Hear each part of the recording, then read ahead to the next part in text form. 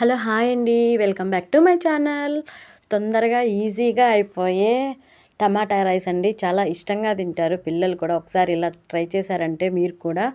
First ముందుగా దానికోసం pan పెట్టుకొని తర్వాత 2 టేబుల్ స్పూన్ల ఆయిల్ వేసుకొని ఆయిల్ అనేది హీట్ ఎక్కిన తర్వాత బిర్యానీ దినుసులు ఉంటాయి కదండి, చెక్క, లవంగా, యాలకులు వేసుకున్న తర్వాత ఒక మీడియం సైజ్ ఆనియన్ కట్ చేసి వేయించుకున్న తర్వాత ఒక 3 టమాటాలు తీసుకున్నానండి నేను, బాగా పండినవి మీడియం సైజు టమాటాలు.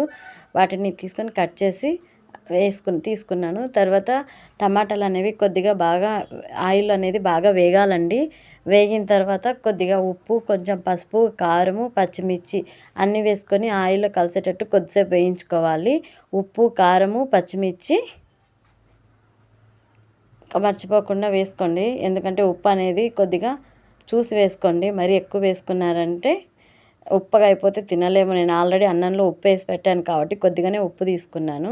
పసుపు కూడా వేసుకోండి మర్చిపోకుండా. పసుపు, ఉప్పు, కారము, పచ్చిమిర్చి అన్నీ వేసుకున్న తర్వాత మనం ముందే వండి పెట్టుకున్న రైస్ ఉంటుంది కదండి, ఆ రైస్ని తీసుకొని ఇందులో కలిపేసి తీసుకుంటే కొద్దిగా గార్నిష్కి కొత్తిమీర అనేది చల్లుకుంటే మన టమాటా రైస్ అనేది తొందరగా అయిపోతుందండి. టేస్ట్ కూడా చాలా బాగుంటుంది. ఇలా ఒకసారి మీరు కూడా ట్రై చేయండి. చాలా టేస్టీగా ఉంటుంది, తొందరగా కూడా అయిపోతుంది. పిల్లలు కూడా చాలా ఇష్టంగా తింటారు. ఈ టమాటా రైస్ అనేది చాలా టేస్టీగా ఉంటుందండి. టమాటా రైస్ అనేది కారం ఎందుకంటే కొంచెమే వేసాం కాబట్టి పిల్లలు బాగా ఇష్టంగా తింటారు టమాటా రైస్ అనేది. ఇంట్లో ఏమి కూరగాయలు లేనప్పుడు ఒకసారి ఇలాగా ట్రై చేయండి, చాలా టేస్టీగా ఉంటుంది. మీ ఇంట్లో ఎప్పుడైనా ఇలాగ వండింటే కామెంట్ చేయండి. Thank you so much.